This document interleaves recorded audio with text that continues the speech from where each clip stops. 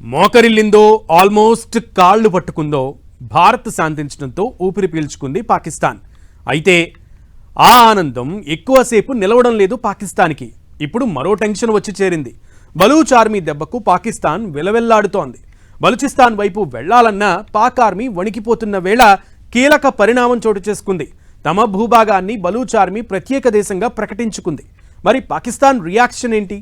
Social మీడియాలో జరుగుతున్న చర్చ ఏంటి?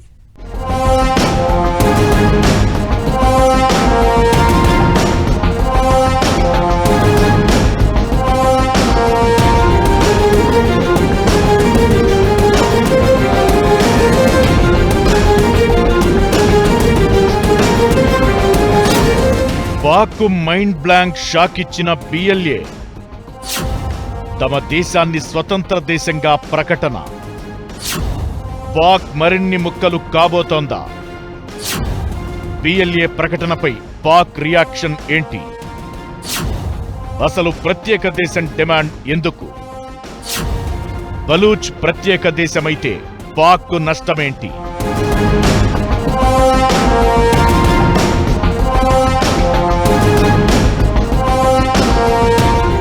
భారత్ పాక్ మధ్య ఉద్రిక్తతలు కాస్త తగ్గుముఖం పడుతున్న వేళ పాకిస్తాన్కు మైండ్ బ్లాంక్ షాక్ తగిలింది. కొంతకాలంగా తమ భూభాగాన్ని ప్రత్యేక దేశంగా ఏర్పాటు చేయాలని పాక్పై పోరాటం చేస్తున్న బలూచ్ లిబరేషన్ ఆర్మీ స్వతంత్ర దేశంగా ప్రకటించుకుంది. ప్రభుత్వ ఏర్పాటుకు సన్నాహాలు చేస్తోంది. క్వెట్టాలో కొత్త పార్లమెంటు ఫోటోలు, జాతీయ చిహ్నం, జాతీయ గీతాన్ని సోషల్ మీడియాలో పంచుకుంది. భారత్ సహా పలు దేశాలు తమ దేశంలో ఎంబసీలు ఏర్పాటు చేసుకోవాలని కోరింది. ఇక ఐక్యరాజ్య సమితి కూడా బలూచ్ నేతలు విజ్ఞప్తులు చేశారు. తమ దేశాన్ని గుర్తించాలని, యుఎన్ సభ్యుల సమావేశాన్ని ఆహ్వానించాలని కోరుతున్నామని ప్రకటించారు. ఇక బలూచిస్తాన్కు శాంతి పరిరక్షణ దళాలను పంపించాలని, బలూచిస్తాన్ నుంచి పాక్ సైన్యం వెళ్లిపోవాలని, ఆయుధాలు, ఆస్తులను తమ ప్రాంతంలో వదిలేయాలన్నారు. కరెన్సీ, పాస్పోర్ట్ ముద్రించేందుకు నిధులు విడుదల చేయాలని కోరారు. ఈ పరిణామంతో పాకిస్తాన్కు షాక్ తగిలినట్లయింది. చాలా ప్రాంతాలు ప్రపంచంలో వాళ్ళు వేరే అయిపోదాం, మేము నిలబడగలం అన్నప్పుడు ఇలాగా అనౌన్స్ చేస్తారు, ప్రకటిస్తారు, మొదలుకి వెళ్తారు. తప్పకుండా పాకిస్తాన్కి ఇది ఒక పెద్ద ఎంబారెస్మెంట్, ఎందుకంటే ఇప్పుడు వరకు జరగలేదు కాబట్టి. కానీ దీంట్లో వచ్చింది ఏమిటంటే బెలూచిస్తాన్కి ఎక్కడున్నది బలం, ఏ పెద్ద కంట్రీ, ఏ పెద్ద పవర్ బ్లాక్ సపోర్ట్ చేస్తారో దాని మీద ఆధారపడి ఉంటుంది. పాక్ నుంచి స్వాతంత్ర్యం కోసం బలూచిస్తాన్ లిబరేషన్ ఆర్మీ సహా పలు సంస్థలు చాలా ఏళ్లుగా పోరాడుతున్నాయి. బలూచిస్తాన్ది 75 ఏళ్ల స్వతంత్ర పోరాటం.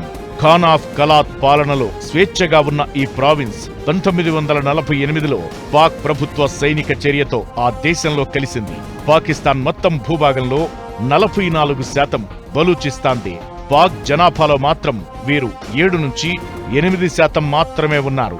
బలూచిస్తాన్ను ప్రత్యేక దేశంగా ప్రకటించాలని బలూచ్ ఆర్మీ ఎప్పట్నుంచో పోరాడుతోంది. బిఎల్ఏ దాడుల్లో వందలాది మంది పాక్ సైనికులు చనిపోయారు. నెలల గ్యాప్లోనే పాక్ ఆర్మీపై దాదాపు 71 దాడులు చేసిన బలూచ్ ఆర్మీ దాదాపు 1000 మందికి పైగా సైనికులను చంపేసింది. పాకిస్తాన్ గ్యాస్ పైప్ లైన్ ను కూడా పేల్చేసింది. బిఎల్ఏ దెబ్బకు ఆ ప్రాంతం నుంచి పాక్ ఆర్మీ పారిపోయింది. దీంతో ఇప్పుడు స్వతంత్ర దేశంగా ప్రకటించారు.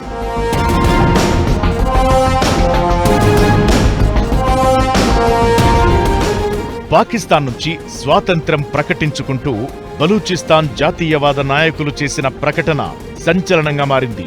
బలూచిస్తాన్ వీధుల్లో ఉద్యమకారులు తమ ప్రత్యేక జెండాతో ప్రదర్శనలు నిర్వహించారు.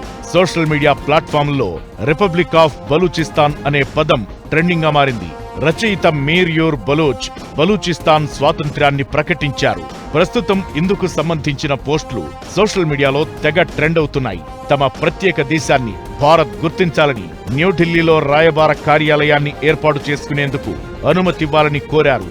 శత్రువు వీక్ గా ఉన్నప్పుడే దెబ్బతీయాలి అన్నట్లుగా భారత్ మీద ఓవర్ యాక్షన్ చేసి పళ్లు రాలగొట్టుకున్న పాక్ ను బలూచ్ ఆర్మీ టైం చూసి దెబ్బ కొట్టినట్లయింది.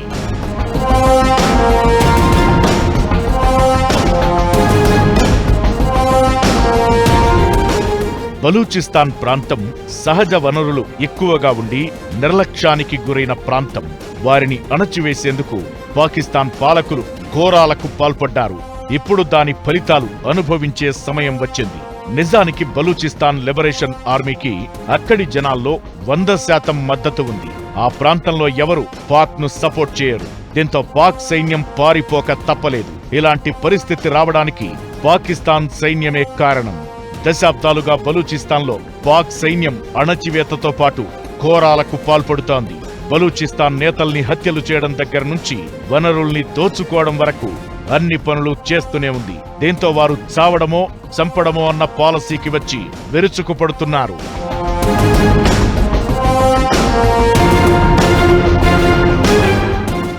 దాదాపు అడుక్కునే పొజిషన్. ఆ దరిద్రపు చైనా తప్ప ఆదుకునే వారు కాదు కదా, అయ్యో అనేవాళ్లు కూడా లేరు. ఇలాంటి టైంలో పాక్ను గురిచూసి దెబ్బ కొట్టింది బిఎల్ఏ. బలూచిస్తాన్ స్వతంత్ర దేశంగా ప్రకటించడంతో ఏం జరగబోతోంది? ఇక అసలు నరకం ఏంటో పాక్ ఎక్స్పీరియన్స్ చేయబోతోందా? పాక్ మరిన్ని ముక్కలు కావడం ఖాయమా? పాకిస్తాన్కు జరగబోయే నష్టం ఏంటి?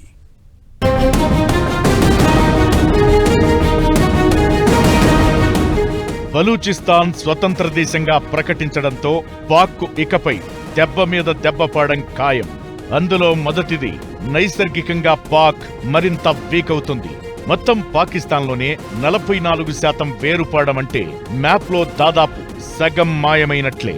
బలూచిస్తాన్ పంచాయతీకి తోడు సింధ్, గిల్గిట్ బాల్టిస్తాన్ కూడా వేరుపడే ఛాన్స్ ఉంటుంది. పాక్కు ఇది మరో దెబ్బగా మారడం ఖాయం. ఇక రెండో సమస్య, చైనా నుంచి సాయం కష్టమే. ఇన్నాళ్లు పాకిస్తాన్కు చైనా అండగా నిలిచింది, సాయం చేసిందే. బలూచిస్తాన్ను చూసి అక్కడి సహజ వనరులపై చైనా కన్నేసింది. చైనాకు కావలసింది బలూచిస్తాన్, అందులో ఉన్న విశేష ఖనిజ సంపదలు. అంతే తప్ప పాక్ మీద ప్రత్యేకంగా ప్రేమేమీ లేదు. దీంతో ఆ దేశం నుంచి పాక్కు సాయం ఆగిపోవడం ఖాయం. ఇకపై చైనా ఏదైనా సాయం చేయాలి అనుకుంటే ఏదో మాయ చేసో మ్యాజిక్ చేసో బలూచ్ నేతలను ఒప్పించి ఆ దేశానికే సాయం చేసే అవకాశం ఉంటుంది.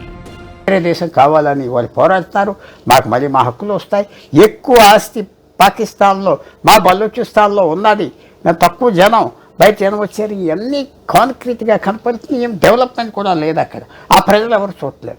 ఈ కారణాలన్నీ పెట్టుకుని మనం వేరే దేశం సంపాదించుకుంటే యాస్తంతా మనకు వస్తుంది, మనం ఎంజాయ్ చేయొచ్చు బలూచీస్ అని. ప్రపంచవ్యాప్తంగా ఎక్కడ బలూచీస్ ఉన్నారో వాళ్ళందరూ సపోర్ట్ చేస్తారు.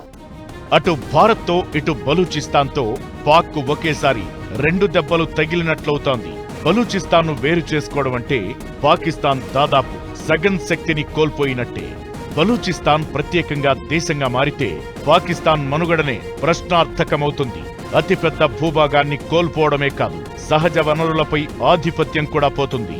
పాకిస్తాన్ తీర ప్రాంతం తగ్గిపోతుంది. ప్రపంచ పటంలో పాక్ మ్యాప్ చిన్నగా మారిపోవడమే కాదు, ప్రపంచ రాజకీయాల్లో ఆ దేశ పాత్ర అంతకంటే చిన్నదవుతుంది. ఇక అటు బలూచిస్తాన్ స్ఫూర్తితో పీఓకే తిరిగి భారత్లో అంతర్భాగం కావచ్చు.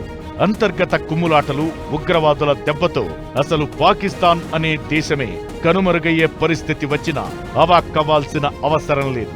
ఇవన్నీ పాక్కు కూడా తెలుసు. అందుకే దేనికైనా తెగించే అవకాశముంటుంది. బలూచిస్తాన్ విడిపోయే పరిస్థితి తప్పించుకోవడం కోసం చైనా ముందు మోకరిల్లైనా సరే, ఇస్లామిక్ దేశాలైన యుఏఈ, సౌదీలను బతిమాలైనా సరే తనకు అండగా నిలవాలని పాక్ కోరే అవకాశముంది.